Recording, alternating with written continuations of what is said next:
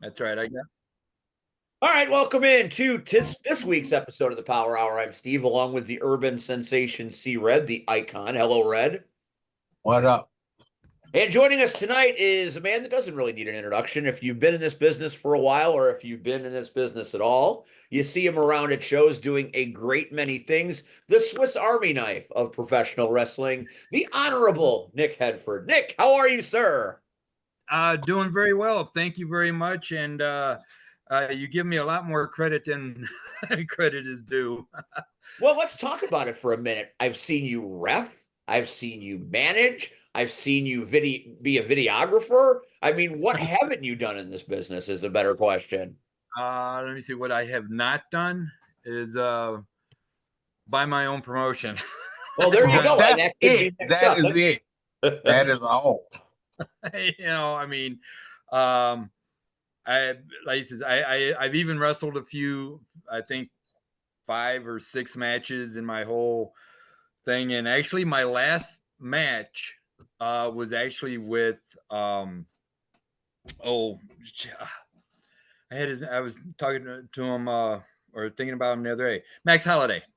Max Holiday was the last time I wrestled, and I wrestled him. Wow. That's And that that would even that the would young make it your last match. Yeah, it wasn't your last day on earth. I definitely met a boot named Sue. So, I hate that bitch. Red, how do you like Sue? have you've met her too, huh, Red? Oh, I met Sue. So the irony is last December at SCW. Okay. It was Miles Mercer versus Max. Okay. And all I was supposed to do was push Miles out the way from Sue. That was it. That was it.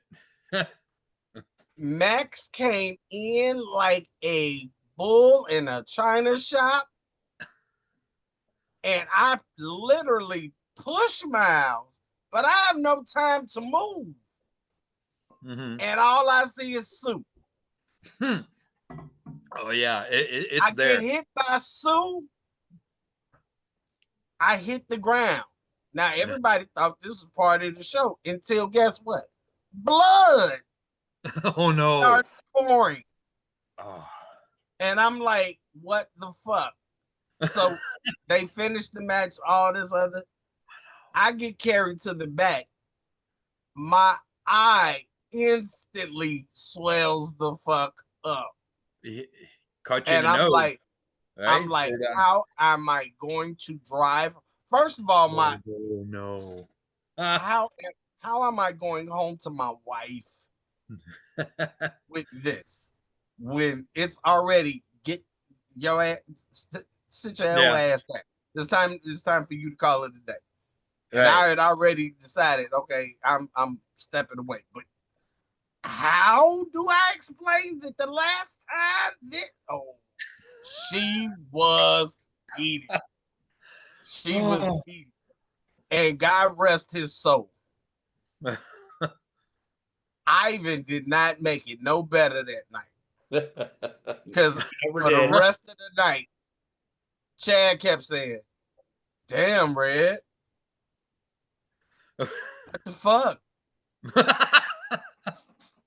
Damn, Red. Did you at least pinch him? Like, really? Like all night long, I'm sitting there with a block of ice, like, really? Oh man. Really? So I hate Sue. I've taken Sue before that and was able to deal with it, but it was like this day. Nah. Hey, once was enough for me. I took Sue on the first time. I was like, fuck, I can take her again. Oh, I just knew I was gonna miss. And Max will tell you, he had no idea he was going that fast. And I'm like, really? Really? And then he was talking today on the interweb about slowing down. If anything, he's speeded up. Oh, He sped up for my ass. Like Max act like I owed him some money or some shit. Max act like I took a baseball bat to his motorcycle. I'm like, Oh, shit. Still waiting for the return of the blue pants. We're still waiting. well, hey, and speaking of Max, it's cool to see him on the Super Wrestlers here and there. It's really cool to see that, and that is a show that actually I would like to see. I'd like to catch a You live. have to. Oh my have God, to. Billy Whack has created something at the Concord Music Hall that has transcended wrestling and just kind of attacks popular culture with Yes, wrestling overtones. It is the blend of genius meets the squared circle, and it's yeah. just it gets better every month. We have crazier characters every 3 months. My girlfriend is like hooked on him. We were supposed to go to the June show, all right, but I filmed a wedding that day, and so she's always been catching them online. Now they come out, uh, with like the Super Wrestler show, and she watched it. It was like one match. It wasn't the whole show. She's like, "What? I gotta wait." She is like hooks, line, and sinker. And I mean, I've talked to Whack here and there, and like I says, it's great that what he's doing. And I told him I've got to get there because this is that lightning in a bottle that could really solidify Billy Whack and his guys that are doing this with him, as that sets him right there. And I'm so happy for him in the group. Creativity is his very strong point. Yeah, and it gets better. And this one coming up in September, I believe the date is September 21st. I think it's somewhere in there. It's their 10th show. And Yeah. Billy says Super Wrestlers X is going to be something to behold. So I got to find a way. I've been able to get there the last couple. I saw the first 5 and I was ready for more. I haven't been able to catch the last couple, but it gets Dawn better. is like, you get vested in them. Yeah, Dawn, she's like, "Oh, we're going. So The PBR is cold, the wrestling is hot. What more do you need in life? Right. No and kidding. The parking is expensive as shit. Well, it was only Is it really? one time. Come on, man. The last time they didn't pay for parking. Last time they didn't pay for parking. So the first time we went, which was the second show, right? We go. Parking is free. Great. And we were championing that on the Power Hour because we've had Billy Whack on before every Super Wrestler show to kind of be vague with us. We just like Billy when he's vague. I try to catch those shows, it's because, I tell you what, I mean, between the three of us and everybody here, though, I mean, between Richard T. Sin and Billy Whack when they did On the Mat, I could not have been happier. I know Trevor was, also. I missed On the Mat. I love doing it, but I am so thankful for the quick wittiness of both Richard T and Billy Whack. I mean, don't get me wrong, I love Trevor to death, but there's times between Richard T and Billy Whack, they get it going, and poor Trevor's in the middle, like he couldn't keep up. But I remember when we all came down there, me, Diamond, Trauma, Willie, and it was like a fun time. And how did DeAndre was subbing for somebody that day, and he was the and it was like he was the whooping boy that day. He wound up being the whooping boy that day. It's like okay, all the shit is rolling your way, but man, on the mat is a piece of Chicago pro history. And anybody that disagrees with me, I fight your ass, and I probably beat your ass about it because no, you're on sabbatical. You can't fight no more. Mr. Young can. That's such bullshit. That is such fucking. Anyway, we're gonna get into that as we get closer to the end. On December 16th, Red, I'm calling your ass to the carpet on all the shit. You can call me on the carpet. Because who are you calling? On our last show, you and me, brother, we are going toe to toe for the last time. Are you calling Red or are you calling? Call whoever. I'll call your mama if you let me. She damn. call her. And she got a 22 for your ass. So Nick, tell the kids how you got into this crazy business, when you got into this crazy business, and what the fuck are you still doing in this crazy business? Grew up watching wrestling, mostly Mid-South, world class and all that. It's a Louisiana boy here. Always loved it. And once I made my way back, up here, I should say, and what got me into the business, I drove a truck. All right. And where, if you're going west on I-80 to 57 South, it's a left-hand exit, right? I do. I'm familiar with it. Entirely too familiar with it. Yeah. Okay. Well, back in 98, okay, all that bushy area was open. Okay. I'm on the way to Kankakee. It's kind of freezing rain and stuff like that, taking it easy. Somebody was on 80 East to 57 South. They both merge in. Long story short, lady comes out, loses control, comes in front of my truck, hits the guardrail. All right. So I'm get the truck around, get the flashers going into triangles. And I'm standing in between her car and the guardrail. Okay. And I had my hands at first, I was squatting down, had my hands on her window there because she was kind of freaked out. Something told me to stand up. I did. Here comes another car, lost control just like she did, T-bones her. Oh my God. Who's in the middle of this shit? You. Me. But like it says, I was on her on her driver's side and the guardrail. But so when I stood up and the car came down, it knocked me over the guardrail without, of course, taking a pretty good chunk out of my leg because I got cut up. And the next thing I know, I feel myself falling. And here's the funny part. This is the funny part. Well, Red, here's the funny part. And I'm laying down. I'm like kind of looking up. Once I kind of gain my bearings, I'm like, oh shit, I'm hurt. My leg was I'm like laying on my leg and shit. And I hear her up on the top. Oh dear Lord. Oh God, Jesus. Oh dear Lord. And the first thing I said, I go, oh shit, I just died.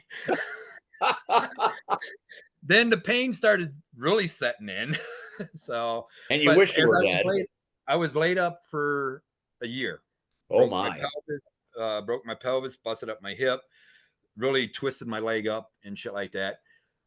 I'm sitting on the couch, kind of just watching Raw. I think it was a PWI commercial came on, promoting a show.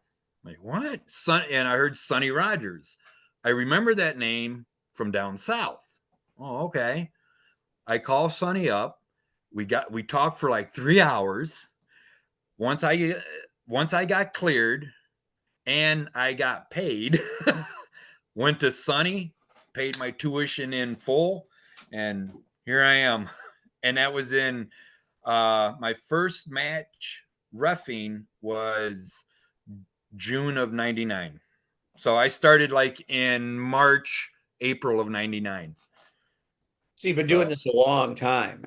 Yeah. But I came in as a ref because I was 33 already at the time. So, and just, I don't want to hurt nobody and things like that. And I just felt that it was my strong point to kind of be in there just in case something happens. Wasn't totally stupid. People get hurt, and if you have that voice, to watch each other's back, right? Then so that's why I really excelled in the roughing part is because I didn't want to see anybody get hurt doing what they're doing and entertaining the people the way they do. And I went from there. Like it says, I got like 5 matches in my whole 20 years under my belt, and that's about it. Yeah, I get the matches every now and again, and they're very gimmicky and they're very story driven. Oh yeah. So they stick me in places just to shut me up, I'm pretty sure. And this last time, boy, it worked. I shut up for good.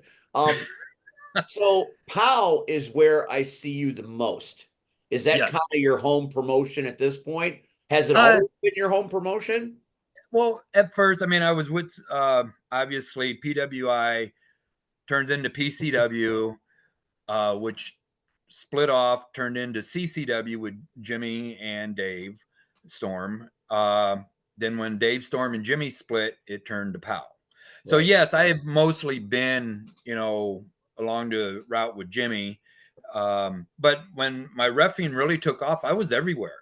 I mean, I reffed everywhere. And yes, I was very intimidated the first Windy City show I I Oh, now reffed. you got Red's interest. Now you got it. you know, um, that was very intimidating, but I'm glad that Sam took a liking to me. So, and I've had the opportunity to work with Red and Marche, and Willie and like I said, the Trauma, Terry Allen, all them guys, So, Boz. I mean, for crying out loud. I mean, Boz.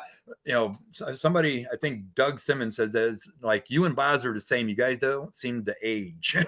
you know. That's good. I mean, Boz is going through a second childhood with all the shit he's doing right now. Well, really? He's become pretty big at NWA Chicago. He is the Yeah. premium heel there, as far as I can tell. And Billy loves him. So as long as Billy loves him, he'll be No, and riding that's the great. golden ticket at Chicago. No, Steve has always been a great guy. And actually, when CSW first kind of started getting off the ground, I actually filmed for Steve. And the filming gimmick thing actually kind of fell in place when I was doing On the Mat, because Richard T would cover pretty much anything in Indiana and up in that area. Trevor would, go to a show here and there. And of course I would, to gather all the footage for, the On the Mat show. And I guess it just took up from there because people seen what I do. And I was doing the multi-angle. I had the mixers and switchers and shit like that. I was, I love doing it. And it caught on. Yeah, I mean, like I said, it's a long way from early on, the way independent promotions film and present their product.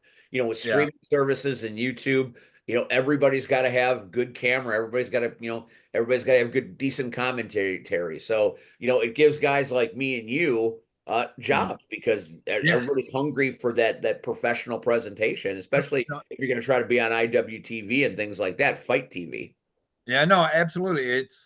And everything that I have filmed, this is no shit. I mean, if you guys ever have the opportunity to come out to the house, everything that I have filmed, I still have. Everything that I filmed for On the Mat and the different promotions I filmed for and all that, I have it. So I have, at least when On the Mat was running, a good 10 years of solid footage of almost every promotion around, because every week it pissed my ex-wife off there for a while because every week, I mean, some Friday shows, a Saturday show, or even when I was working with Gali and Carlos, Sunday show, film, and I've got all of this stuff, and I'm proud to have a piece of Chicago history that I could preserve for everybody. I mean, you are a And piece of Chicago. I'm grateful. When I needed wasn't that I needed? I did need the footage. Yeah, it was some stuff that you needed, and I found it, and he like I put it out there on the interweb and asked if anybody had copies, and Nick was like, "I got you." And next thing I know, like within 24 hours, he sent me all these files with all these like stuff that I forgot we even did. I'm like, oh my God. Like, oh shit. And I'm sitting at work. So, all right, kids, we supposed to be y'all go on and look at the iPad. And I'm on the computer like well, I'm very fortunate, and different videos. Matter of fact, Terry Allen, I did actually a Mr. Bill tribute video, but unfortunately at that show it never got played. So Terry Allen actually gave me some more Windy City footage, and I'm lucky for that. Tom Cronin, which was a very early Windy City Pro Wrestling guy. No, Windy City Wrestling. I'm sorry, Windy City Wrestling. And Tom Cronin goes, "I've got this, I've got that," and I'm like, "Well, what are you doing, beating around the bush? Bring it over to me." Carmine out in Milwaukee, he gave me his entire library, which I have been digitizing from 1995. I think I'm in 2003 now. Oh my God. Jason Dukes, Hardcore Craig, these guys that have been around forever. I mean, to see them like back in the day. So it's crazy. It's my OCD and my wrestling. It's nuts. I have a on the mat hard drive. I have a promotions hard drive. I have a wrestler's hard drive. And then I have all of Pal's stuff on hard drives. And it's my library. I'll go, if I'm not doing shit, I'll grab a show from, say, an old Brian Zenner show, MCW. I'll run it through the computer, split the matches, and put them in where the appropriate wrestler. So, I mean, my library is something else. Tony Rican was like, "Dude, you're nuts." If Tony Rican says you're nuts, Tony Rican himself is pretty nuts. That's the pot calling the kettle black. Well, you know what? Big shout out to Tony, because he's been a big help with this A Day for Priest show. He helped me. He's such a good dude too. He's such a good guy. Yeah, and I actually might have reffed his first match. So, history right there. Yeah, he did the little dancing gimmick stripper thing. I mean, it was cute, but his gymnastics experience really helped him early in his career, and that was why he became a fan favorite. So, I mean, good guy, really good guy. So before we start talking about A Day for Priest, I never had the opportunity to work with Eric. So I have no point of reference, I mean, other than the stories I've heard. So the two of you are the elder statesmen here. You've been in the business a lot longer than I have. Tell me your favorite Priest moments. What do you remember about Eric Priest as you get ready to celebrate him? There's so many, but one stands out. And Red, you remember Ed Schumann, right? And he used to run them shows over there at Streamwood. Yeah. Okay. Well, Eric Priest was booked on a show, and back at that time, there was this real square looking car. I don't know what it was. I remember commercials about it, basketball players looking real small in it because it was a Cube. I think it was called the Cube or something like that. It was a car. It was real square. Not one of Nissan's finest moments. Okay. So you know what I'm talking about there. I know what you're talking about. Good. I'm already parked in my parking spot, and Eric happens to pull into the parking spot right in front of me. So we're kind of nose to nose. I'm still in the car, and Eric in this big old car, just a bop in his head, just one of these. And he looks up, and I'm looking at him, and I just busted out laughing. And I mean, and like, so did he, and so did he, and he was just talking about the music he was listening to. He was like in his element, but he didn't realize anybody was watching him. And he's, all this stuff singing in his car. He looks up, and I'm just laughing, and he busted out laughing too. That's one of them. But Eric has always lit up a room. When the last couple matches they had working for Damage out in Rockford, I had the honor to be his manager and do the manager gimmick with him. And he goes, "Man, this is going to work. I'll go out there and, shake my ass and do this and do that and be Eric Priest. And, you could do this and do that. Just, at my beck and call and stuff like that." I'm like, "Whatever you want, Eric, whatever you want." But it was but he had self-doubt too. He goes, "Man, I hope I could hang. They want to do this with me and want to do that with me." And I'm like, "Eric, you're fine, bro." I says, works smart. You ain't got a bump. I mean, you could tell a story without bumping. But I got a bump. I mean, I get you, but he had a great match with James Storm, Matt Winchester, and all that. The couple matches that he had, and it's just one of them things that uh, he lights up the room, and every little joke and every little smile will always be missed. You gotta love that. What about you, Red? I'm sorry. Hey, that's what we're here for. The stories make us emotional, and it's emotional times. Dude, Whenever a brother passes on to the next level, it's heartbreaking. It's heartbreaking because we know these people and they become like family. oh yeah, he was just like the year before. He was here at the house with a barbecue, and I pulled out all these other flyers that he was on, and when he was bald, and when he had this haircut, and when he did this or did that, and I mean, we were just having a blast about it because besides all the footage I've saved flyers from every show that I did film. So I've got buku, Chicagoland flyers.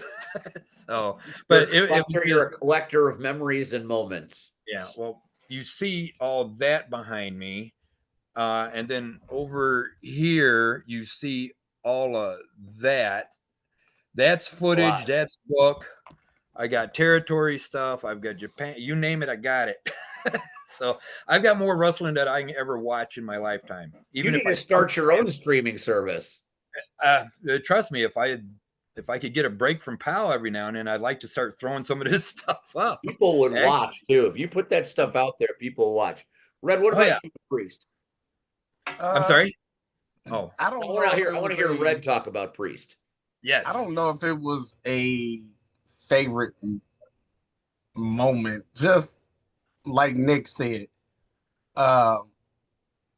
Eric was the quintessential man. You knew he cared about his son. Like, he would talk about his son all the time. And what I loved about Priest, like Nick said, especially when he started, doing the stripper gimmick. And it wasn't a stripper, but he would move and gyrate. And he would always say, "Man, I hope it gets over."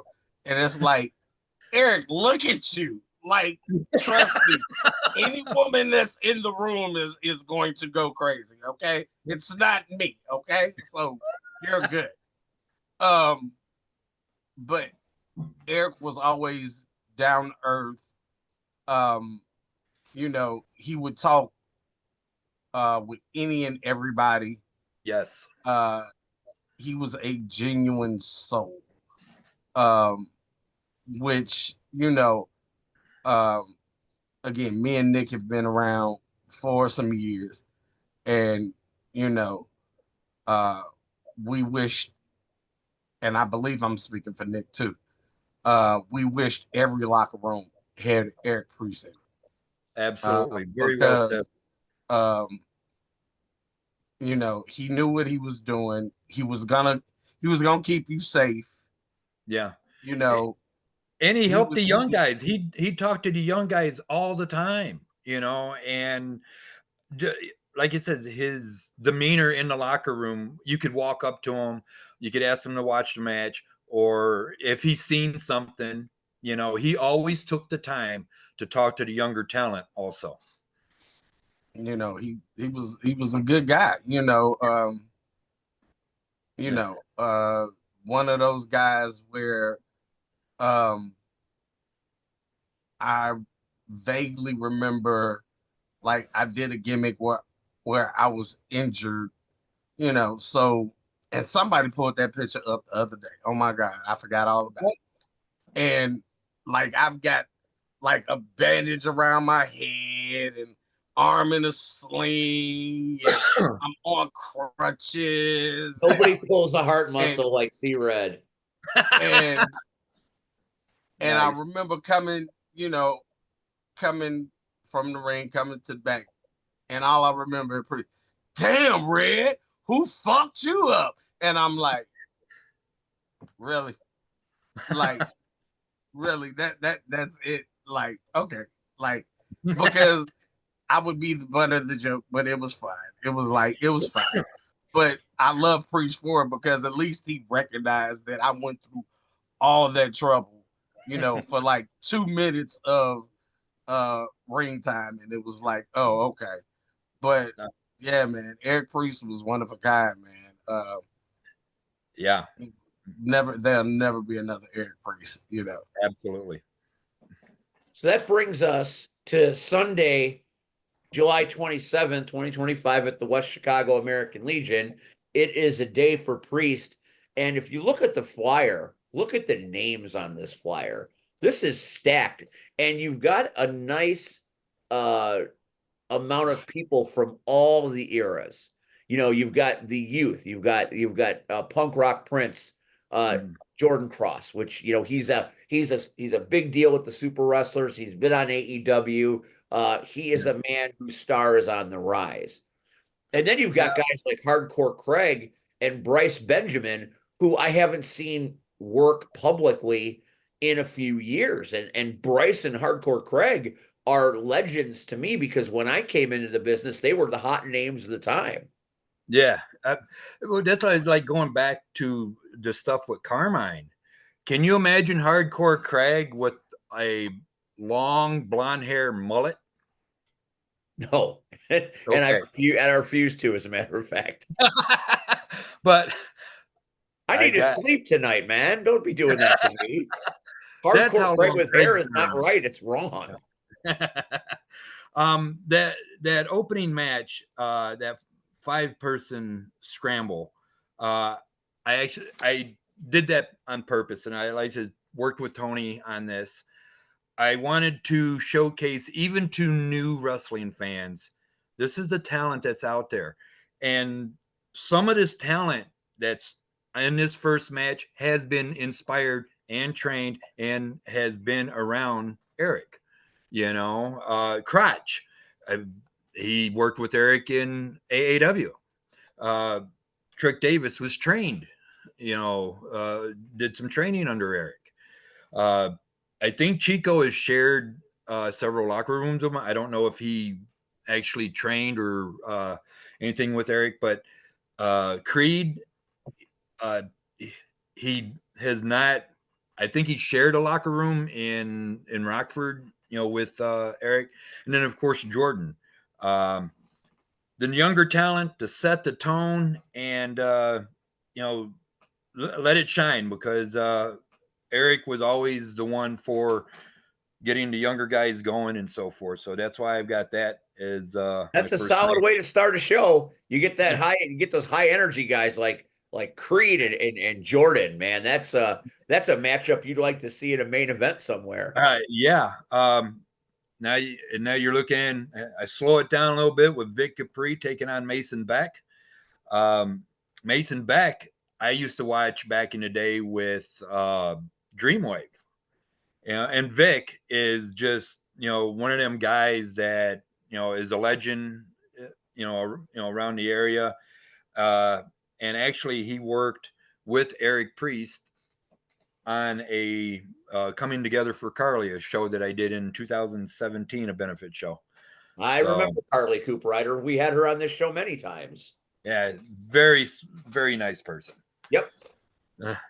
But actually, to our poll, from what I've been seeing here, a lot of people want to see the Team PCW versus Team MCW. And PCW, Tony Rican, Justin Cage, Brandon Blaze, and of course Jason Hades. Taking on Bryce. I am a Hades guy after all. Yeah, yes, you are. Taking on Bryce Benjamin, Mike Matthews, Mike Flannery, and Chandler McClure. Red, you could answer this. Bryce and Chandler back in the day, to me, was one of the best tag team in the area, just by the straight edge of Chandler with a little bit of the comedic and just the brilliant mind of Bryce. I can't wait to see Bryce. I miss that man. I really do. I miss Bryce. Like Bryce it went off the reservation, literally. He did. Yeah. When he There was took a nothing break, better than the N-words. The N-words are one of my favorite tag teams of all time. Oh, hell yeah. I mean, yes. you know, when he took a break, he took a break. It's crazy because when the names started coming out, like it was a wave of emotion. Like not only were these guys my peers, but at one point these were the guys that I was when I got hooked to indie wrestling. These were the guys that I wanted to go see. Even when, I've stated, Sam said, you don't go to nobody else's show. Yeah. Shit, I'm going. I'm like, I'm at PCW. I'm like, fuck that. I want to see this shit. Like, like these are the guys that like made me like, yeah, I got to get better at my shit. Yeah, I want to be with them. I want to be known around here. Right. Like, Red, I tell you, man, you're, you are known, even if it's in Sterling, Illinois, on a snow-filled day with more people in the locker room than out in the crowd. Hey, I've been running around in this man's shadow for 5 fucking years, man. Why do you think I'm quitting? I can't get over the hump. When they ask you, they tell you and they gonna pay you. You don't worry about what the crowd number as long as you pay it, But just pay me. But oh yeah, to know that, I haven't, like this is that one show. Like I tell people, I don't go to shows. If I'm not booked, I don't go. That's just me. Because it always winds up being there's some form of regret in a sense, like, man, I should be doing more, or like, fuck, let me lace up the boots or something. Are you going to the show, Red? Yeah, I have to. Not only are you working this show, Red? No, I am not. This was the one show that I wanted to work, but I refused. I said, I think me just going and paying respect. What time you want me to pick you up, Red? You have to pick me up in Cal City, sir. Well, hey, that's better. All the better for me. So we'll work out the logistics later. Maybe the Power Hour makes an appearance at a day for Priest. Hey, to say I have to go because I want to see. I want to see people, and I said this the other day. I want to see people that I'm able to call friend, and I can call brother. Again, I'm not around as much anymore. So, to see people like Dukes, I see Cross at I see Cross and Jordan at like Super Wrestlers, but I don't see them that often. Right. I haven't seen Silas in a minute. Just when you get, if nothing else, this locker room will be bananas. Well, it will be chaotic. It will be bananas. But I guarantee you can't. I would put this locker room up against any of the top on TV locker rooms, and they'll whoop their ass because this locker room, everybody that's on this card has fucking heart. They have been doing it forever, and they do it because they love this fucking business. Hell yeah. I like that. Oh my goodness. You bring me to tears, Red. Quite the testimonial. Yes. So what are some of the other matches, Nick? Let's continue to break the show down. It seems like a good one. We have a 4-team tag team gauntlet match. Starting off the match will be Scott Spade, Logan Steele, taking on Koa Laxamana and Marco Cordova. And also to appear, we don't know who's going to win what, but also the tag team of Ryan Cross and Doug Simmons, and the tag team of Hardcore Craig and Paulie Tomaselli. Oh, is it going to be shit. the haters or is it going to be Hardcore Impact? Well, it's Hardcore Impact. Okay, you just never know I with didn't those want. guys. I'm trying not to tangle my tongue as I talk, because sometimes I have the tendency of doing that. But yes, so, and this is a tag team gauntlet. To start, let's see who makes it to the end.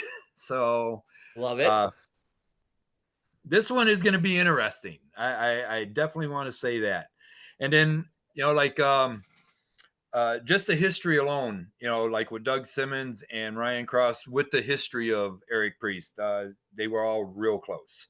And thanks to Vic Capri, I found out that Ryan and Jordan were very close to Eric, and I didn't know. So this was like a very big learning experience for me also, in regards of who was really close to him. I knew certain core guys that I knew, but once, oh yeah, so and so, I'm like, holy cow, and I'm very appreciative of everybody that pointed me into directions to get in touch with some of the talent that's on the card. Then, like you said, Dukes and Silas, as many times have they wrestled each other, there's never been a bad match between these guys, ever. Ever. And we have a battle royal. There might be a couple surprises in on that. Red, are you in the Red's in the Royal? Red, you're playing me here. You're in the fucking Royal. Hey, the invitation is open. Anybody wants to come into the Royal, just for the Royal, get his boots out, or is it going to be Mr. Young? And the main event, which I am very I'm proud of course, is Mustafa Ali, former WWE and current TNA star. I am very humbled that Tyler Volts, and I'll say it all day long, Tyler Volts from AAW is responsible for the getting me in contact with Ali. And I am so thankful for that. And he's going to take on, Pow's number one guy, Mason Perks. And I think this is a great opportunity for Mason. And I think it will end on a very, very nice note. So you've got all sorts of, and before I continue to applaud you, we must welcome our newly married co-host, Hey. the lovely Mrs. Daddy Andy. You could have waited. Well, you did you're not have here, to interrupt the gentleman. And we want to say hi and congratulations. Thank you. Yay! Hey, girl, right. hey. I'm going. Hey, girl, no, hey. All right. It's hey, wife, hey. Oh, hey, wife, hey. Yeah. Yeah. Hey, wife, hey. All right, I'm going to go back to being silent so I can listen to stories. Okay. Nice to meet you, by the way. Congratulations. Yeah, thank you. Nice to meet you. Oh, you got to love it. So you've got quite the card here, and you've got talent that spans decades in this business. We were talking about it, and to have Ali coming in as your main event against someone as popular right now as Perks is. I mean, he's right now, he's the bell cow as far as I'm concerned at POW Entertainment. He's the guy. He's that guy. Blaze has the undeniable faith in what Mason Perks does. Right, and not only at POW. If you follow Mason around, I mean, he is making his rounds, around the area, and he's picking it up, he's learning things, and he can, if he keeps going the way he goes, because I do know that he set a goal for himself. He keeps going the way he's going, he's going to get there. And Eric was also about opportunity.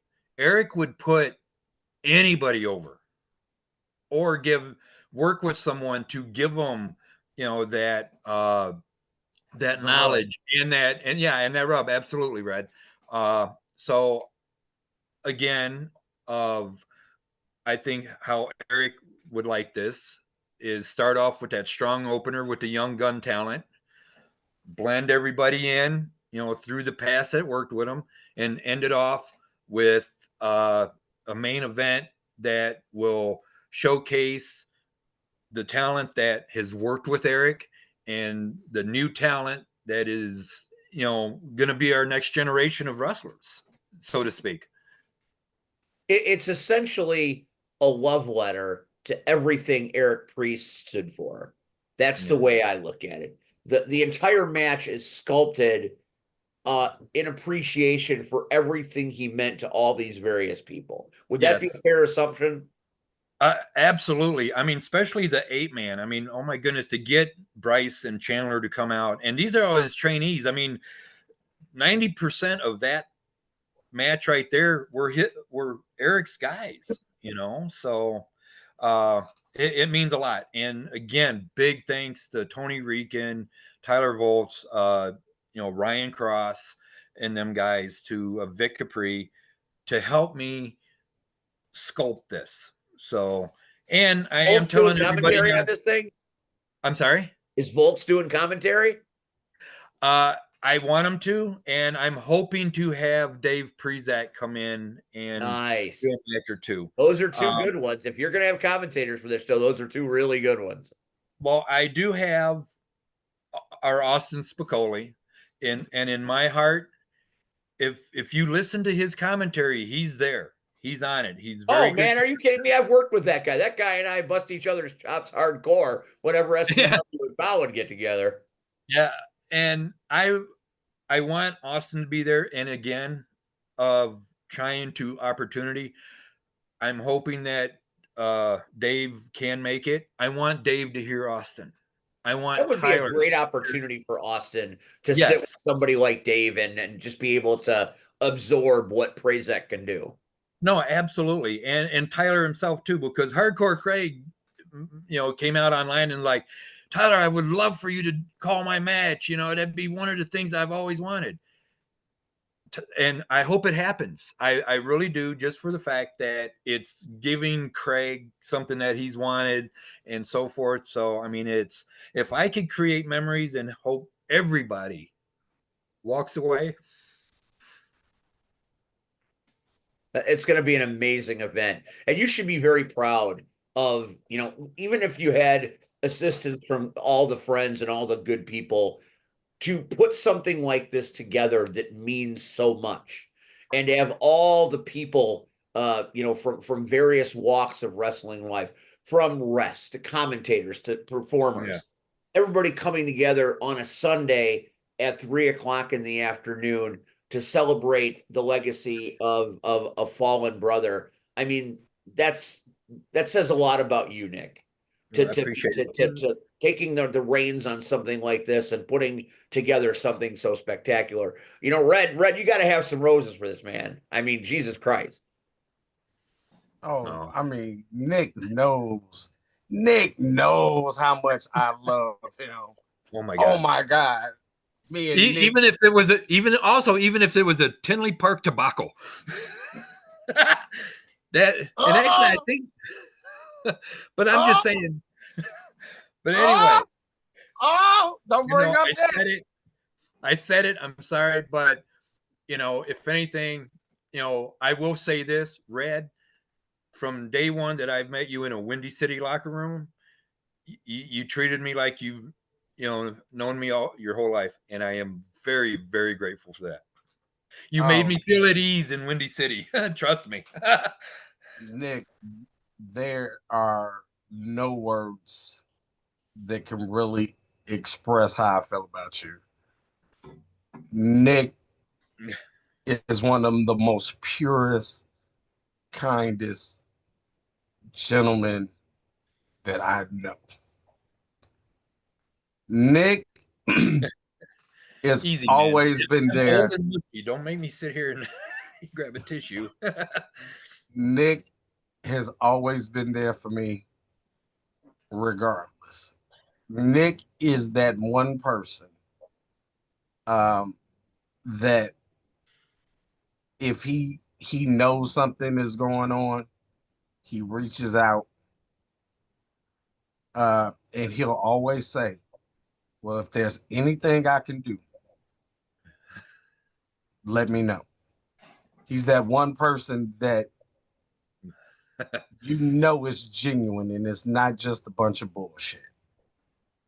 And I know for some, it might seem trivial, but knowing that I lost all of my footage, all of it. And I know it seems so, it might seem so small to some people.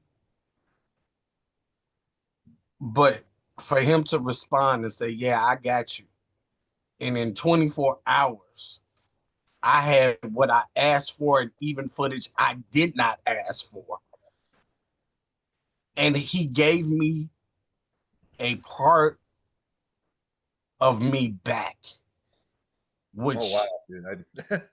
which means a lot, because now being a grandfather, at some point I can sit my grandkids down and say, hey, this is what G-Paw did before you guys were born. This is me. Yeah. I can't take that away, because if he didn't give me that back, I wouldn't have it. And for me, like, he's preserving all of the footage he has, you know, for everybody in Chicagoland just as a whole. For me, he gave me my family legacy back. Oh, wow. Dude, I mean, and you can never thank anybody for giving you that back once you felt it's gone. Well, Nick is, again, every time I see him, we smile, we laugh, we hug. right? We hug. You know, I remember one show he was managing, and you know, he was doing the whole cowboy thing, and I'm like, what the hell you got on? You know, because I had never seen it, you know, because I'm so used. Call that the Daniel Boone look. You know, I'm so used. I was always so used to either seeing him in stripes or a t-shirt and some jeans, and never a cowboy shirt with some jeans, with some boots, with the hat. I'm like, oh my fucking God. Like, okay, all right, I'm done. No. But Nick, you are someone who I love. I will say that. You are somebody that I respect. Thank you. You are somebody that I admire, and somebody that I am huge grateful for in this business. A lot of us, a lot of people, these young people today will never grasp the concept, because they can go on streaming services, as Steve mentioned earlier. Oh, I want to pull this up. Or they can go on YouTube, right? Right. You were and are our YouTube. Because guess what? There was no interweb. There was no YouTube. There was no platforms and streaming service. There was one person. There was just red on person. Well, that's why I created On the Mat. You know, On the Mat is, but once I seen what was out there, and it was almost like, you guys might know Joe Pedicino and Gordon Soley. Yeah. Back in late 80s, early 90s, they kind of were still doing the scattered report before the territories totally collapsed. But it was just based on that. And also when I was in, I really seen what the body goes through. And I was practicing when I first started. I was practicing just like the guys, taking the slams and running drills and shit like that. And I'm a ref. 33 years old at the time, Diamond Dallas Page age, you know. But I really respected and seen what was, you know, how the body gets thrown around the way it does, and feeling it myself. I'm like, these guys are gonna have kids, they're gonna have families, and one day they're not gonna be able to do it, you know. And guess what? You know, you give it to me, I'll digitize it, I'll give it back to you, because those are memories that you made.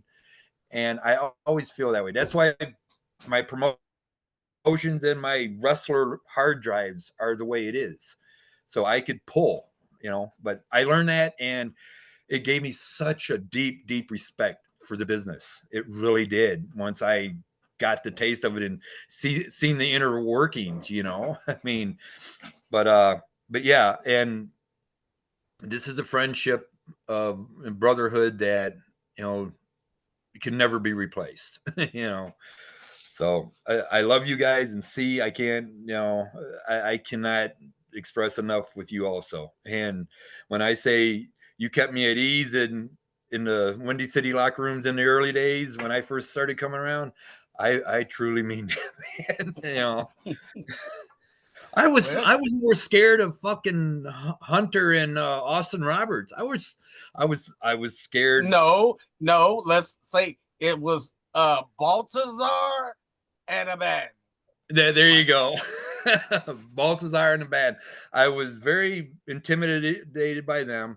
Well, Ripper, I was coming out in leather pants and boots and shit with giant ass pythons and shit. Everybody was scared. I'm like, I'm not. Like, they whoop my ass every Tuesday night. I ain't worried about them. I mean, you know, now, Ripper, you know, even Ivan, you know, love them and miss them. I mean, it was just, and I'm new. Don't get me wrong. When I first started doing Windy City, I was only in a couple years, you know, about 3 years before I did like my first Windy City show. And I mean, you still had, you know, Terry there and stuff like that. And, you know, Terry was Terry with me at the time, but, you know, Terry's a great guy too, wealth of knowledge and experience. We love the Godfather here. We love him. Yeah. Yes. Very nice man. So but getting back to all this, you know, I am deeply very appreciative of this, and I'm glad that I could do this. If you see the video, if you come to the show and see the video, please bring a tissue, because this was one of the hardest tribute videos I had to make. So that's a bold statement right there. That's because you know, we're at that age right now where we've got a lot more in the rear view mirror than maybe we do have out the front window, and a lot of our peers are checking out. And this is not something that's going to get better. It's going to get worse, and it's going to get more personal. And the more soldiers and friends we lose, the more emotional the tributes get, because it affects our feeling of mortality. Yep. You know that if it can happen to someone like Ivan, or someone like Priest, or someone like Ref Dev, these are all people that, you know, were in good health as far as we knew. And then all of a sudden, lights out. No, absolutely. Matt Mayhem, he was more of a PAL guy and things like that. Early days of, you know, CCW and so forth. Very nice kid. And that one was hard to make because he was a genuine kid. But I love making my videos. I do. I love making music videos and stuff like that. But like, and you hit it right on the head, Steve, about the older we get, things affect us a little bit more. And that's why, you know, a couple of times during this podcast, I hope my swelled up watery eyes don't show too much, but I've noticed that, you know, you do take that little harder look around sometimes, you know, so, you know, and I think it just comes naturally with age. Yeah, it's not the age so much as the mileage. That's what I've been saying a lot. Yeah.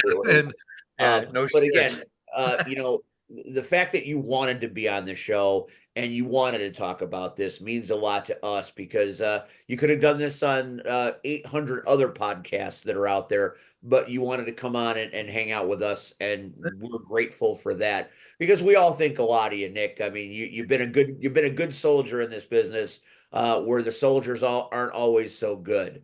And your reputation is sterling, and that's why we appreciate you. You know, I appreciate it. And you guys here, I listen to you guys when I can, or I try to catch, segments here and there. But you guys are, you're kind of like the newer guy compared to Red and I, and you're still touching the base on, CSW. You're talking, just a good sit down and let's just talk and bullshit, and wherever it goes, it goes. And I appreciate that, because it's not like a sit down interview.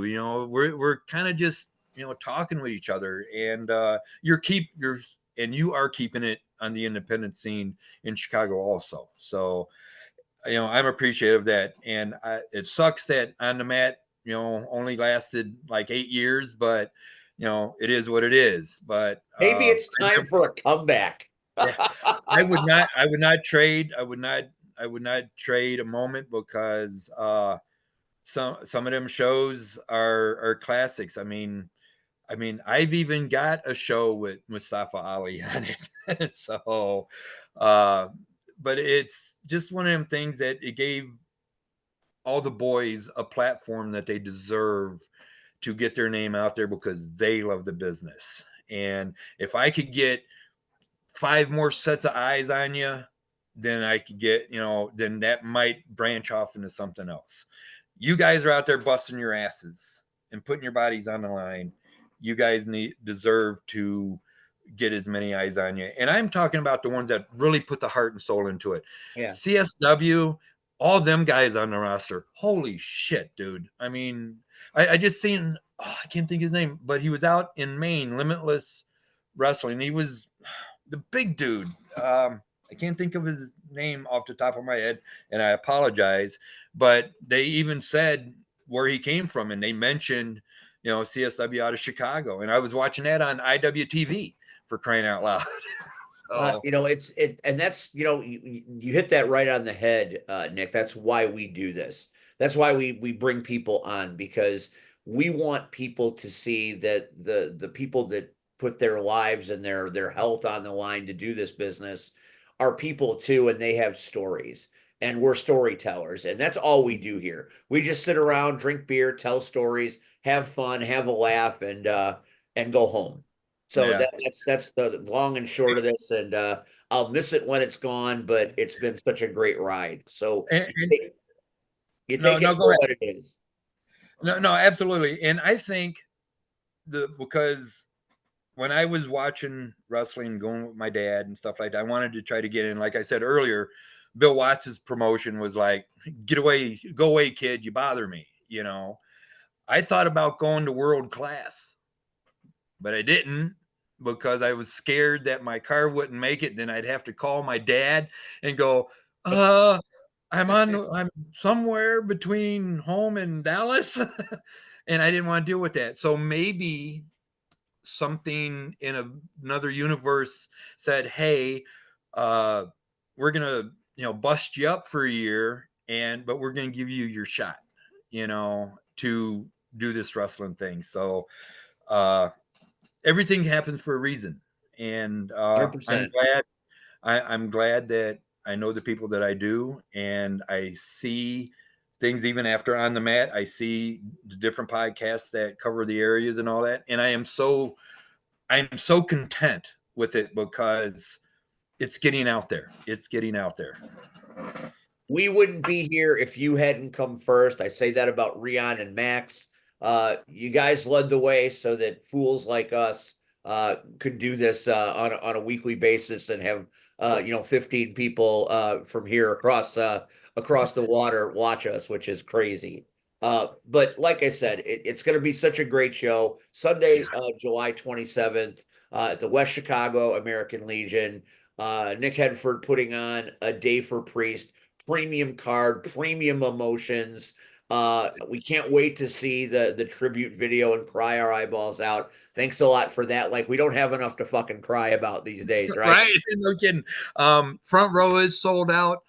General admissions are trickling away. I will say that they're moving, you know. So, and then also we will have some extra little raffles and stuff like that of wrestling memorabilia, tickets to SSW in September, some gift cards and stuff like that. But main thing is put on a great show and raise as much money as we can for Max. And there you go. And that's why we do what we do, because we love it and we respect it. Nick, you have been a great guest. We are going to have you back on in the near future so we can talk more about your legacy and more about what you're up to as you move forward through this crazy business called wrestling. Thank you for your time tonight, my friend. Thank you guys. Red, it's always great to see you and hear you.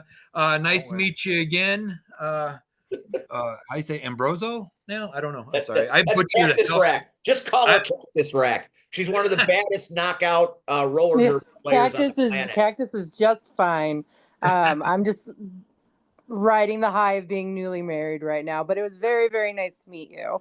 Very nice to meet you. Stay safe out there. And again, everybody, love you guys and thank you again. And we will definitely talk.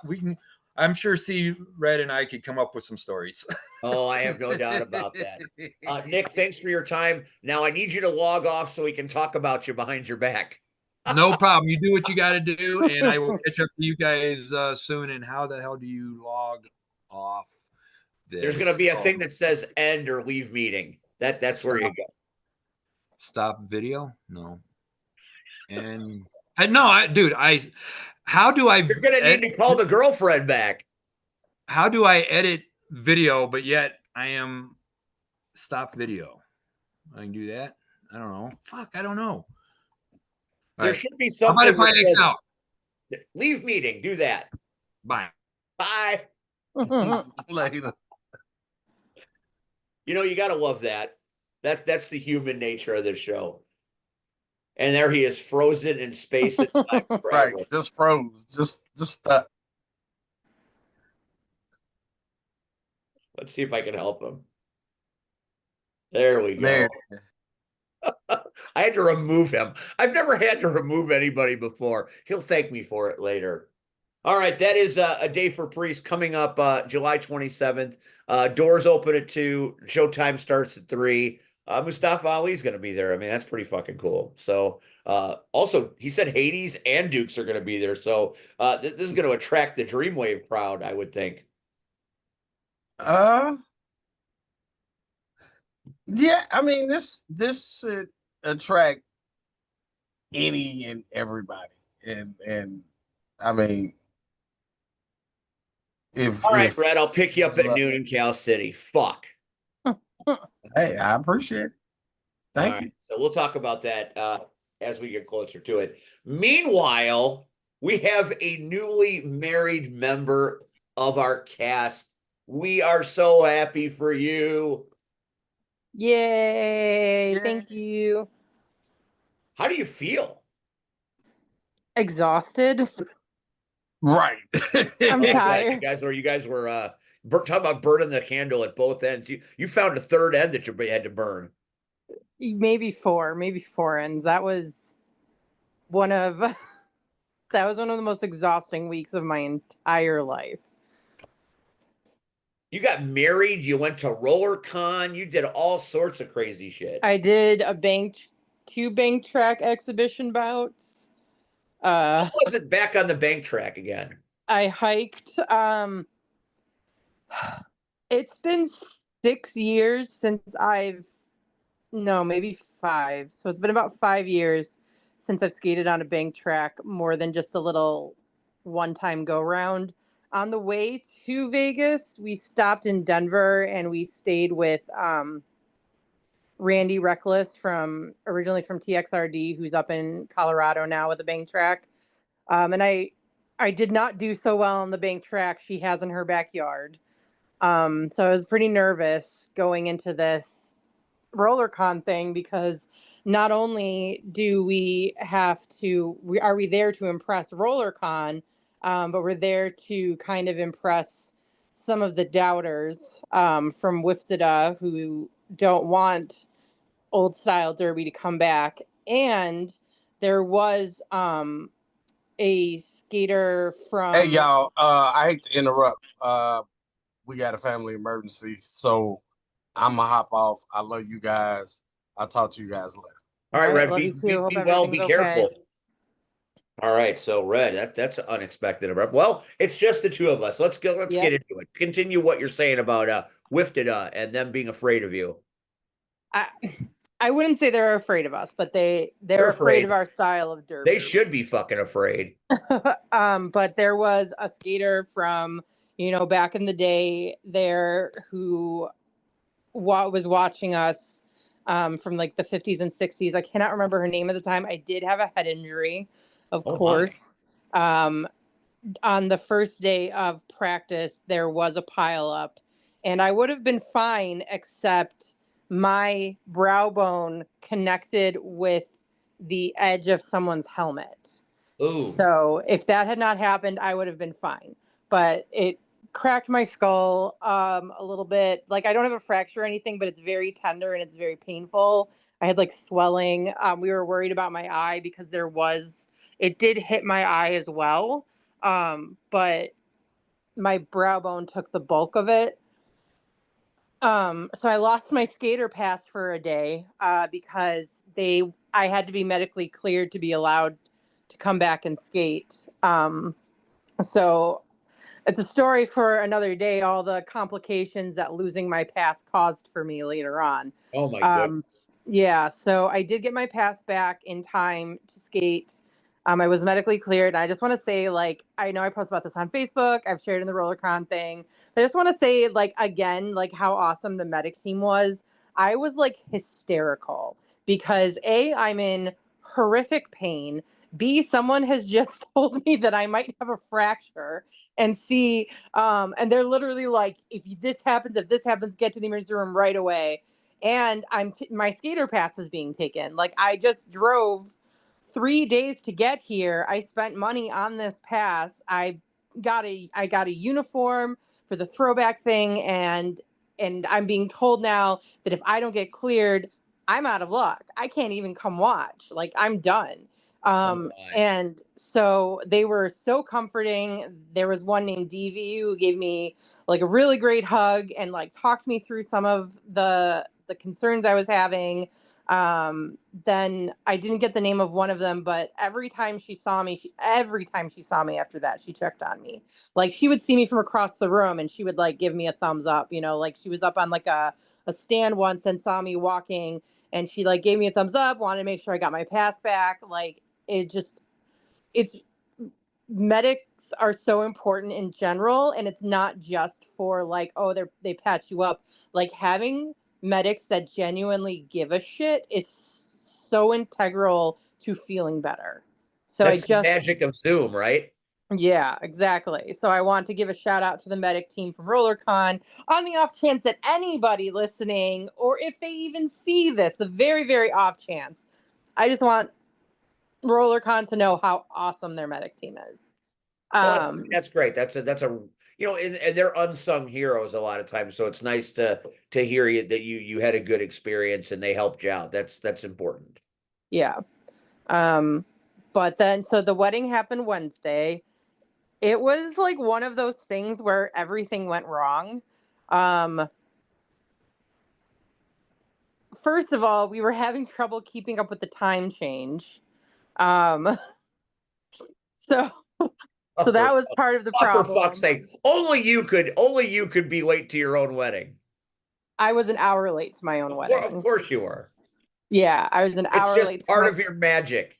Yes, I was an hour late to my own wedding, which resulted in Andrew and I getting into a fight in front of the officiant. Yeah. Come on, Cactus, Jesus Christ. I will say that Swamp told him, do not say anything to her about being late. And of course, the first thing he says is, well, at least I wasn't late. Andy has this innate ability to just say things before they register in his brain. And then Yeah, I know 80% of the time he wants it back, but he can't have it. exactly. So there was a point where I was like, we don't have to get married. Oh God. Yeah. Oh, come on. This is everything I didn't want to hear. Yeah. It turned out fine. So I guess we had to get one last fight in for good measure. So Yeah. Let's just pack it in one more time for good measure, yeah. right? So Mindy, of course, did my makeup. Mindy is like the only person on earth that I trust to do my makeup. And Every other time that she's someone such a wonderful person too. Mindy's the absolute best. But I will say, like, other than like one boudoir person named Yesenia, who got me so well, figured me out so well, every other time someone has done my makeup, they have tried to give me like pink lipstick and like pastel shades, and I have a hard time allowing other people to do my makeup. Like, I very much want to be in control of what goes on my face. But But I Mindy is knew your makeup Mindy messiah. Yeah, I knew Mindy was going to get it. I knew I was not going to have to sit there and be like, "No, I don't want that color. No, I don't want to use that." Like, she just took care of it. My hair didn't dry, so that was another thing. I rolled my hair and I was in the desert heat with my hair rolled for almost 24 hours and my hair didn't dry. So I didn't have the curls I wanted either. So that's another part of why I was so anxious and upset once I got to the wedding, because my hair did not look the way I wanted my hair to look. Like, how are you in like 100-degree heat in the middle of the desert and your hair doesn't dry for 24 hours? Um, And they say it's a dry heat too. Apparently they lied to you. Apparently they lied. So, But yeah, despite then all of the chaos, despite I'm all of getting the there. I'm getting there. okay. I'm getting there. Let me, there's so much happened. So between Punchy, Swamp, and Mindy, we got me together. However, here's the next problem. My wedding dress. What? The fabric, where this on the side zip was bunched up. Like, and so when we unzipped it, we could not zip it back up. And so it's like I need to be out the door like 10 minutes ago, and like I like one of them has me like is holding me like in like an overhead the head stretch, and like the other one is holding the top of the dress together and the other one is trying to zip it. And so ultimately we have to take the dress off to zip it. And like they still could not zip it because of the way the fabric was bunched. It would not allow the zipper to go past. So finally they get it on, but the problem is this is a dress that has to be stepped into. Obviously, I could not step into this dress. It had to be pulled down over my head. So nothing was where it was supposed to be. Okay. Nothing. So that's a whole other issue. This would explain Punchy's face in that photo. What? All of this discussion would explain Punchy's face in the show. Yes. And then at one point, like all and this is TMI, but this is for the girls and for the femmes. It's not for the boys. At Oh one God. point, Mindy, Punchy, and Thwomp, because we also had to take my undergarments off to get the dress to stay on, are all standing around scooping. They've all got their hands in my dress, scooping everything to where it's supposed to be. Okay, like this was sheer, and I am like on the verge of tears. Like, my dress Sorry, did you doesn't say fit. they are scooping? What the hell is happening here? Yeah, Is like, this an 18 and over show?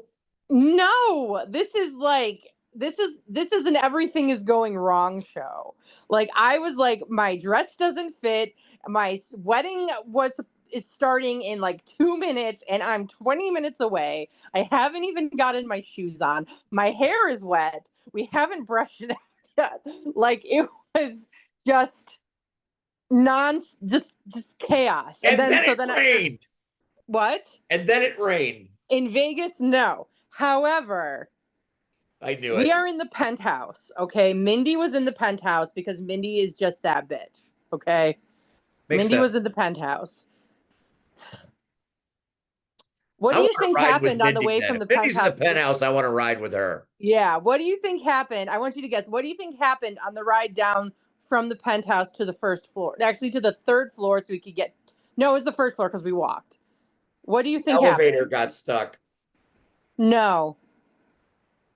The doors opened at every single floor.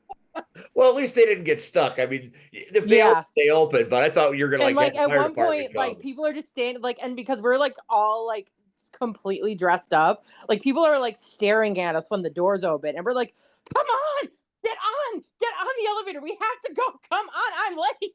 Like people are just literally just standing there staring at us. So we get there, we get to the ground floor. We are like speed walking. Well, here's the other problem. Oh God. Turns out I am like, I don't know if I'm like allergic to heat or something. But I was extremely heat sick. I got extremely heat sick. So my feet swelled up. Oh my God. So as I'm walking, my shoes are cutting into my feet. So by the time I get there, I have a nice big like cut on the top of my foot from the shoe. So I'm limping at this. Then I get in there, and the first thing, like one of the first things Andrew says after all this, does Andrew say, "You look beautiful"? Is he like, "Oh my God"? No.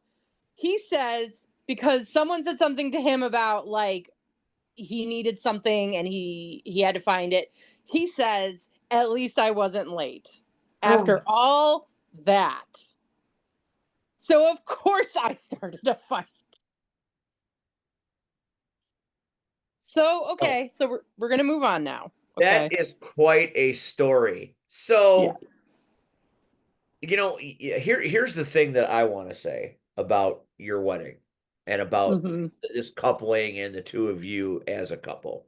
Yeah. I remember very early on when you came on this show. I don't remember how the discussion came up, but you were very, very clear that you weren't very interested in going down the road of matrimony again. Yeah. You were pretty explicit. I tried to go back in the archives so I could find it and share it because it left a real impression on me because you were dating Andy at the time, and I'm like, well, I think Andy would like to probably marry her at some point. This isn't going to end well. But here you are, Yeah. overcoming the odds, getting past your own insecurities and fears, and marrying a man that told you were late at the altar. Yep. So now we have to. You made the right decision, I hope. Yeah, and I think like I do remember how like adamant I was about it, and like people would ask me, and like even between me and him, it was really hard for either one of us to broach the subject of marriage. This is the second marriage for both of us, and both of our marriages ended because of the other person cheating. And so it's really, really like dating is one thing, but like marriage to somebody when you've been betrayed like that is a very, very scary thing. And I think like for me, I can't speak for Andrew, but like we've been through a lot in the last few years, Yeah. like with my health and with Hazel, and just like my mental health. Like I've had a lot of issues with my mental health because of like issues with my medication and not being treated properly for it, and things that most people would be like, yeah, no, fuck this, I'm done. And so for me to have somebody not even blink, you know what I mean? Absolutely. Like that. Really good. He's really good with Hazel. Yeah, he's great with Hazel. We were actually talking about it on the way back. We were talking about like we called it the therapy car at one point. We're just talking about our feelings like the whole way home from Vegas. There's like 5 of us in the car, 6 of us. Yeah, like 5 of us in the car. That would have been a And hell of a podcast. you have no idea. I actually brought that up. I was like, we should do this as a podcast. But like we brought up like some childhood things of his, like why, like he and I both. He's gonna be so mad. I don't even care. He's gonna be so mad I'm talking about this. I don't even care. We both have like trouble being affectionate with each other, I would say. And like at one point he brought up how he's kind of standoffish because of things that happened when he was a kid, like never really having like, I don't want to say like never having like a nurturer. Like his mom was a single mom. She worked as a bartender. Like she didn't have the help she needed, and it's not her fault. But Right. ultimately, like he didn't have that nurturing, like close relationship. Like he said once he doesn't like remember being cuddled or anything. He remembers doing a lot of things by himself, and I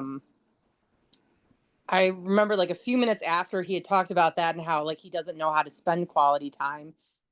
I was like, no, you're lying, because when we met, Hazel was 8. She's very small, and she was not nearly as confident as she is now. That's for sure. And Darn I near cocky. remember, what's up? She's like cocky. She is. She is. I'm proud of that. He would get up and like first thing in the morning, and this is the guy who's a bachelor. Like he's never had a child. He's never like lived with someone who has a child. You know, like he's lived with his nephew, but like, you know, there's grandma's there and dad is there and everything. He would get up before I did with Hazel because he didn't want her to be downstairs by herself. And I remember he's like, she's all alone. She needs somebody with her. And like that was so important to him. And I was like, you do know how to spend quality time, because like you prioritize Hazel over like staying in bed and playing video games. Like it was more important. It was like, that's one of the things that like have kept us in this relationship, is our love of Hazel. Like we've been through some rough patches, and like we've been in couples therapy, Oh, and one of them, I've been privy to some of the incidents, so yeah, you've overcome a lot, but it's those tough times yeah, that didn't define you, but they're part of your story. And here you exactly. are, you And I would say that married, like the our love of Hazel is one of the things that's gotten us through so much. but Um, you supported him and he supported you. You guys have you're a good team, and I think yeah, that's an important thing too. yeah. Now, do you want to hear about the wedding? Well, that's why we're here at this point. um, so the wedding was at the Little Neon Chapel. We were going to do the Little White Chapel. However, you know me, I love a deal. And there was a good deal for the Little Neon Chapel. I'm surprised you didn't However, do it at the Pink Pony Club. yeah, I will say if you go to Vegas, don't do the Little Neon Chapel, because it was extremely rushed. Um, they waited until we were up at the front holding hands to say I could have somebody walk me down the aisle if I wanted. so, so I went back, and Marley, of course, walked me down the aisle. And That then the is so next night, appropriate too. yeah, That is that I hope you have pictures of that. I believe there's pictures and video. And then the next night at her vow renewal, I walked Marley down the aisle. Ah, man, that's so cool. Yeah. Um, so yeah, there was like no question of it. Like when they said someone can walk you down the aisle, I let go of Angel's hands and I turned around and I just held my hand out to Marley, because of like, who else? You know what I mean? It makes 100% sense. Yeah. And it's great, you know, it was such a big knockout turnout uh to go to RollerCon, and then they could all be a part of your big day too, because Yeah. they're sisters. And then, funny story, one of my absolute best friends came to Vegas for the wedding. I have 2 best friends that I've been best friends with since freshman year of high school. Actually, first day of freshman orientation, Jasmine and Cherie. Um, and Cherie was unfortunately not able to make it, but Jasmine flew out. And when she got to the chapel, it was obviously I was late, so I wasn't there. Um, so there was no one there to introduce her to Story is so anybody. ridiculous. Yeah, there was no one there to introduce her to anybody. So apparently, some of my teammates thought she was Quinta Brunson from Abbott Elementary. I don't know if you've seen that show. Yeah, I've seen that show. That's hilarious. She's actually a dead ringer for Quinta Brunson. And so a few people thought that's who it was. And so they were like, A, how does Cactus know Quinta Brunson well enough for her to be at her wedding? And B, how do we approach this person if it is Quinta Brunson? So What happens in Vegas stays in Vegas. It was Quinta yes. Brunson. Yes. So I did end up introducing her to everyone, and then everyone was like, "Wow, if we had known that you weren't Quinta Brunson, we would have approached you." so, um, so the ceremony went off. Andrew had some really lovely vows. I didn't go in for the lovely vows because it was the Vegas wedding. But I actually went a little viral on Tumblr about 10 years ago for a wrestling post that I made that said, "I'm just a girl standing in front of a boy asking him to be the Roman Reigns to my Dean Ambrose." And why not? That makes perfect sense. So those were my vows. Andrew's vows made everyone cry. But he doesn't want to share them until our big wedding next year. So you'll all have to wait and hear. He used to be in a band and he used to write music and it was very lyrical.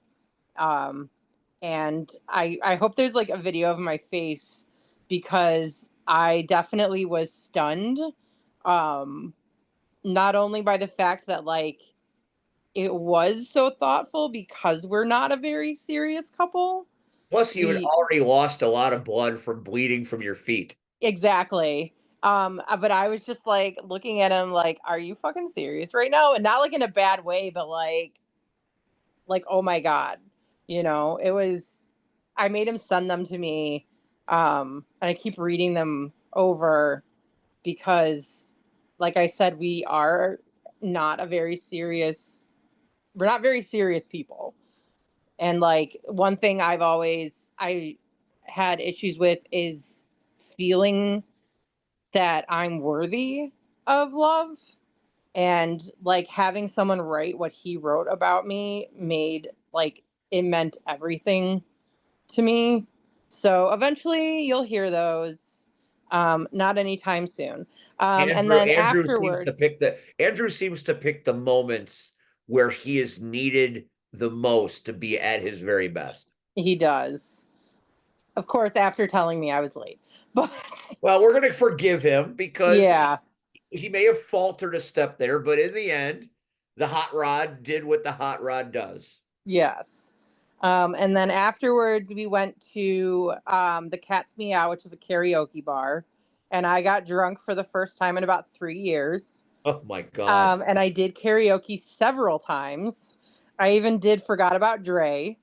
And I did not know until the next day when Goat's partner told me that she was outside because like she's like me, she gets overwhelmed very easily, so she didn't want to be around a lot of people, and I completely understand that. And if she hadn't been outside, I would never have known that it was being broadcast to all of Fremont Street. I mean, Cactus, you went to Vegas and you became Vegas. I did. And I someone challenged me on whether or not I knew the words to Forgot About Dre. And I was like pointing at them and rapping it without even looking at the screen. I was like, how dare you question me? How dare you question me? Oh my God. And then I met a lovely lady named Dora who was there for a bar crawl, and she just got promoted to assistant principal. So hell yeah, Dora. We became Facebook friends. Did she have a backpack?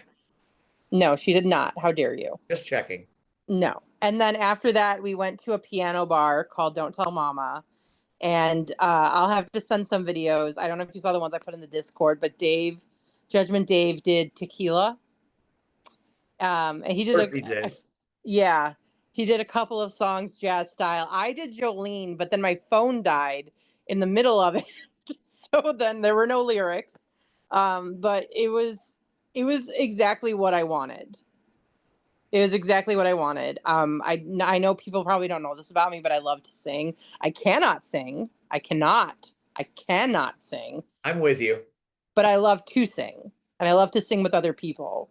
So, like, the karaoke and the piano bar were definitely the best, like, not the best part of the So night, but when it was are the we best. putting together knockout karaoke night? I don't know. I'll bring it up. I'll see if that's a thing. But it was I think we definitely the should make that best shit a thing. for sure. It's definitely the best way to end the night. It was exactly what I wanted. Um, there were a couple of people who missed it, who missed the ceremony that made it, because everyone was like, the only day I could really do it was the day that like a lot of people were still coming in. So a lot of people got in after the ceremony and came to the after party, and they were like, some of them were like really upset about missing the ceremony, and I was like, what matters to me is that people were there for the singing. That was the most important part to me. So, Do you realize from start to finish, your wedding story is the most you thing we have ever had on this show?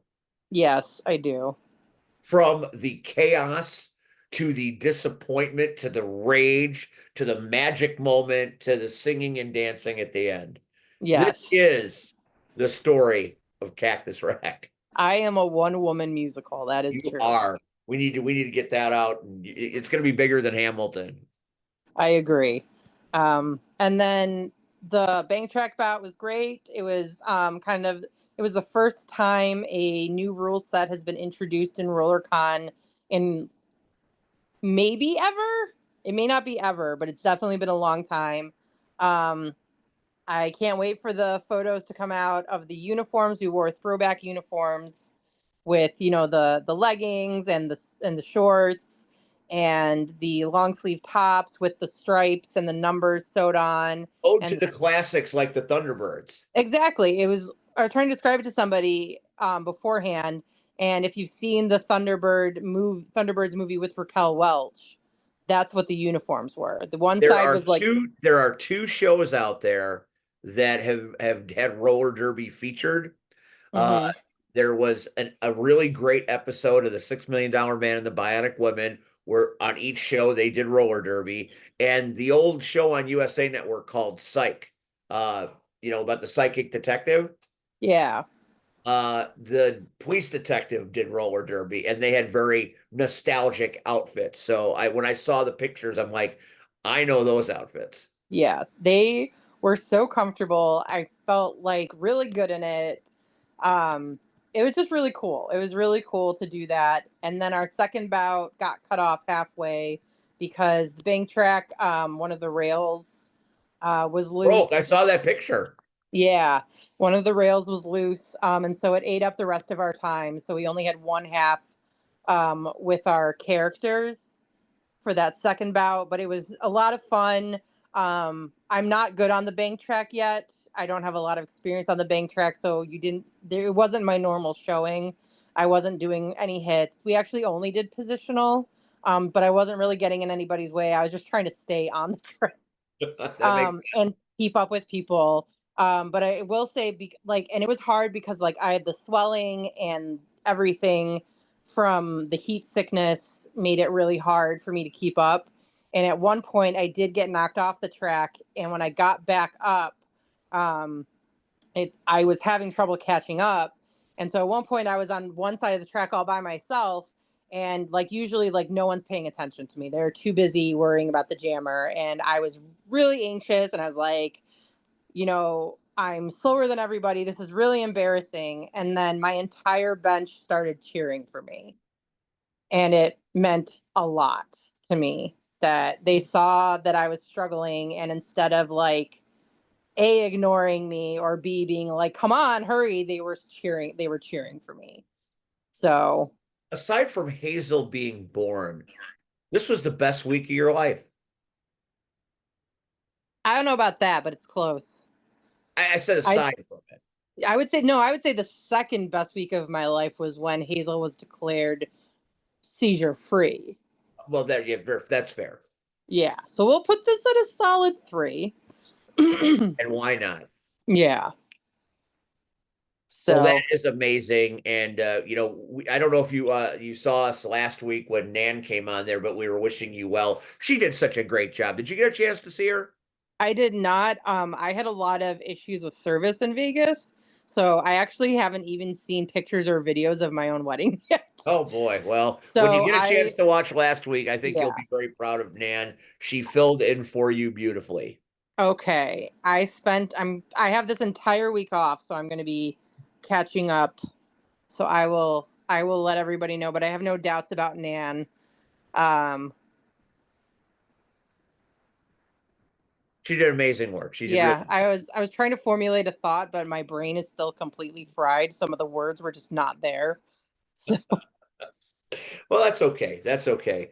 yeah. All right. So real quick, now that Red's gone, you're gonna have to help me with this. We're gonna do Okay. a CSW preview real quick, and then we're gonna wrap this package because I know you. Okay. I don't want your swelling to get worse. Okay, thank you so much. So we've got In the Heat of the Night this Friday night. It's been since May that CSW has been off. So it's our first main card show. We did the Boz show in June outside, but this is our first return back to Franklin Park since Okay. the Elmwood Park show. It's In the Heat of the Night, and we've got a lot of great matches. Triple threat tag team match. Jack Valor and Shane Boucher versus the Hype versus Machine 17. So this Okay. is some of the best talent in this business. And who do you like? Do you like the mysterious Machine 17, 12 gauge and the Hype, or do you like Boucher and Valor? Um, I still think Valor is Valor one of the really young ones. Yeah, he and Eddie Grayson are a great tag team, Okay. but And Eddie is Boucher looks like a knockoff Elvis. yes. Okay. I'll give them the benefit of the doubt here. I'll give them the benefit of the doubt. I think that they're going to be an extraordinary tag team if they tag team for a while because they both are very great performers. But right Mm-hmm. now, Machine 17 as a unit, I think has the edge in that one. So it'll be interesting to see. Next up is a six-man scramble. We love the scrambles. We're really fond of them. We've got Victor Analog. Steven, Huh? your credit cards. What? You're turning your phone around and you can see your credit cards. Well, you can't see the numbers. Okay, just be careful. All right, here's what we'll do. We'll do this. Okay. We'll take it off the thing. Oh, and now I lost it. Let's get it back. There we go. All right, so there it is. There's our six pack. We've got Victor Analog. We've got Eric Schultz, Drew Montgomery, Jax Johnson, and Ryan Matthews, all trying to take down the Commissar Warhorse. I decided that the Warhorse is maybe getting bored, so I decided to send 5 men after him. What do you think? I think this is a fantastic idea. I don't know why you put Schultz in there, but okay. Well, I hope that he gets injured in some way or somebody breaks his megaphone. So there, I have purpose there. I have a feeling it'll be Doom, if anybody. But as far as winning, I'm going to go with Jax Johnson. I would like to say Jack Johnson, but I have been around the Nihilist way too long. It's Warhorse's world. We just live in it. Okay. And I have said on this show many times that our women's division is as good as it gets. Would you like me to give you photographic proof that that is true? Sure. Look at this lineup. For this number one contender. Tilt your phone forward just a little bit. And okay, perfect. Thank you. Well, you already know who I'm going to say. Yes, I do. Okay. And I one of my great prides is that we were able to get her back. So it's going to be good to have her back under the sea. And for anybody who doesn't know, we're talking about Sierra. The GOAT. She is the GOAT. Fans on this podcast. We love us some Sierra. Haven Harris 2.0, remarkable athlete. Lily has been lighting it up at NWA and all over the world. Blair Onyx and her spider gimmick, her arachnid, is absolutely spellbinding to watch. And Shaza McKenzie is one of the great women working today. There's no doubt about that. But it's Sierra's world, and we all just live in it. So to me, that's Sierra's match. Exactly. And then we're bringing back a couple of the boys. This could be a very painful match for both of these individuals, but we've got Uncle T taking on Iniestra. Iniesta's back? Iniestra's been back. In fact, at the last show, it was the final match between Iniestra and Quintero in a steel cage.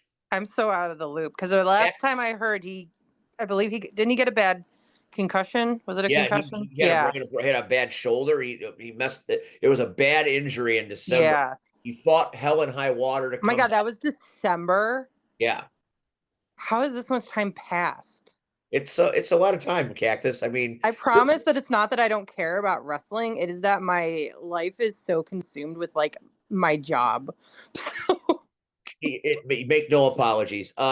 Iniestra is fantastic. Uncle T is fantastic. It's tough to pick one, but I'm a big Uncle T fan, and Iniestra doesn't like me very much, so that's an easy one for me. Uncle T. Yeah, Uncle T. All right, I'm down. We have a tag team match for the ages.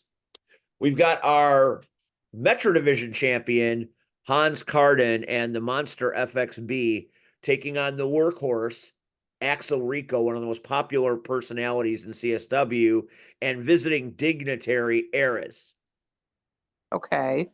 So, to me, these four men are going to absolutely steal this show. But in the end, it's Axel Rico and Ares all day. Even though I'm a big Hans Carden fan, Axel and Ares might be one of the great tag teams we ever see at CSW. Yeah.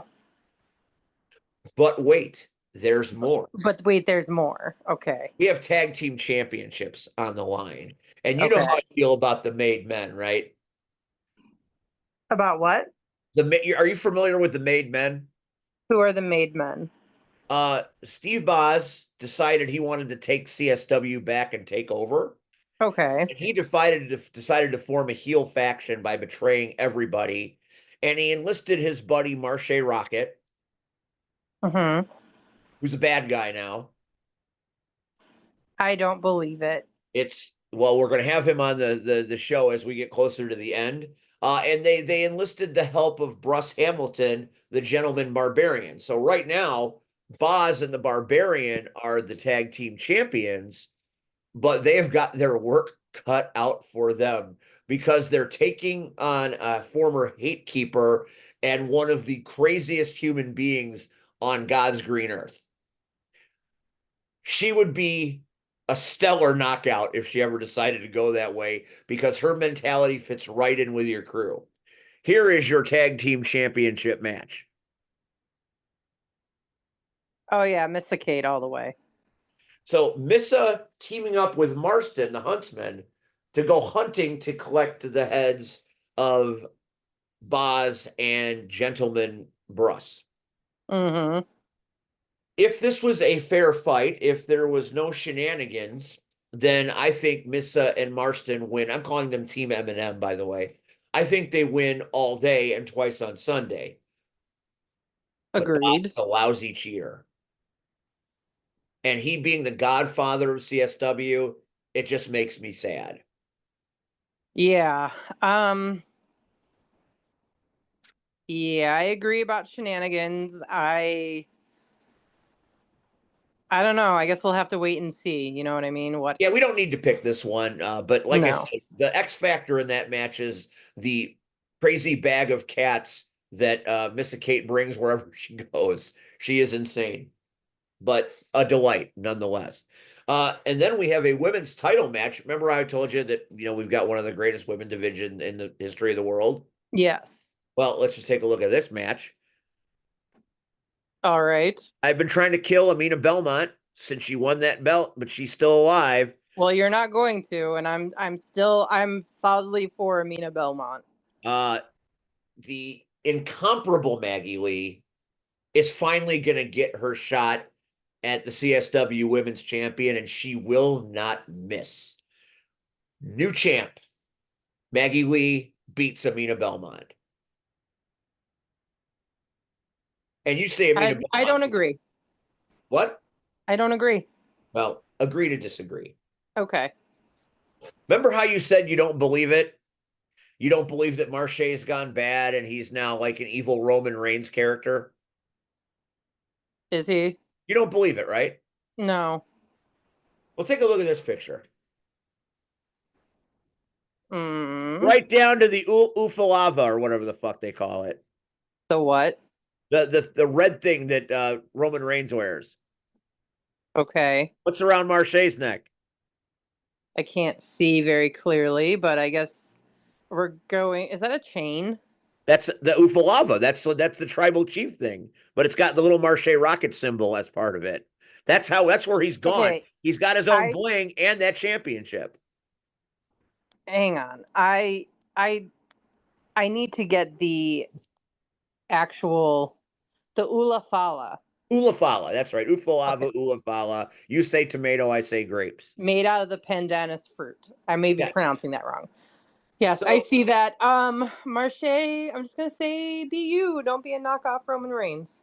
Well, that's fair. I mean, that's fair. But he's fighting Conan Lycan, and Conan Lycan has been after his belt that he did not really lose.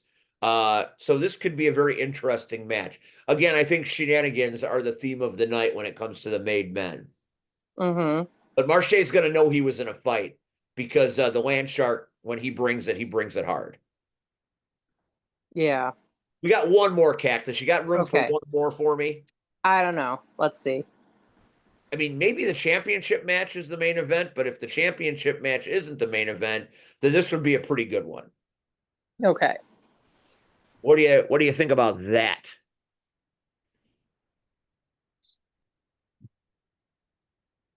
That's a hard one. Mustafa Ali, former WWE superstar, current TNA superstar, Chicago legend, taking on the diamond in the rough in what could be the biggest match of Rafael Quintero's career. What a fucking banger that's going to be. I'm gonna go with Quintero. I think he's gonna pull an upset. My heart is always with the diamond in the rough, but my head tells me that it's Mustafa Ali's world. So I can't pick it. You're better than me if you can pick it because I can't. I'm picking. I'm just happy to be the GM and the commentator because I get a good seat. I get to call the action. What a coup for me, right? Yeah. How did that happen? Like I said, sometimes God smiles on the fool. But that's neither here nor there. That's this Friday night, Franklin Park. Doors open at 6:30.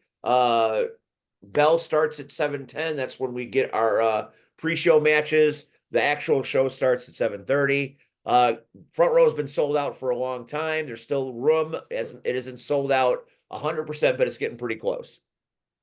So if you want to catch the hottest show of the summer, it's coming at you. It is coming at you fast. Next week on this program, we will have the Cole Twins. You're familiar with the Cole Twins? I am familiar with the Cole Twins, yes. ARW superstars. They are.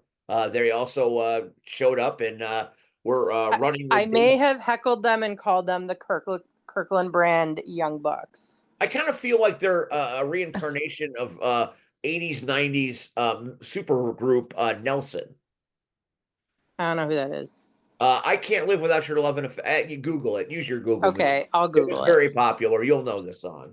But the Cole Twins are going to be on next week, and we're going to talk a lot about the upcoming ARW show on August the 8th. Which back to Lake Station one more time. I'm sure I'll get to see my buddy Drew hanging out, right? Mm-hmm. He should be there.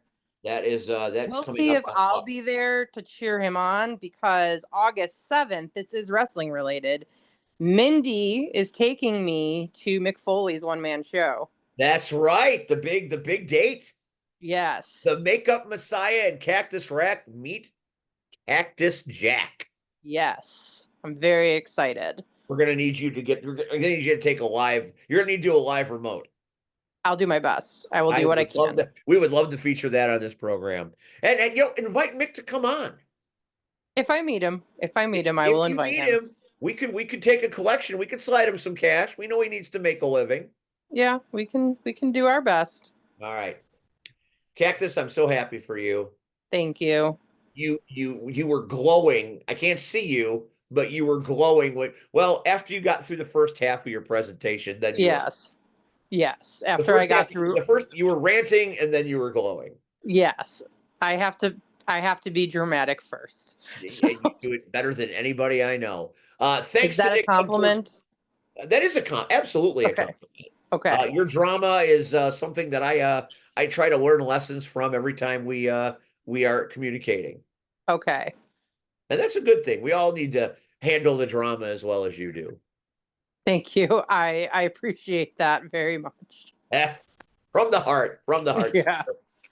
Nick Headford, we thank him tonight. We're going to call this episode Big Nick Energy because he brought it. His enthusiasm is why we love the stories on this show. We hope that Sea Red's family emergency has a happy outcome. We hate it when that kind of stuff happens because we miss him when he's gone. And we miss Rion tonight. We hope Rion as well, wherever he might be. Thanks for watching the Power Hour. Catch us next week as the final season, not the season final, the final season continues. For Cactus Rack, I'm Steve. We will catch you next week. Have a lovely evening, y'all. Bye, girl. Bye. Bye. Bye, girl. Bye.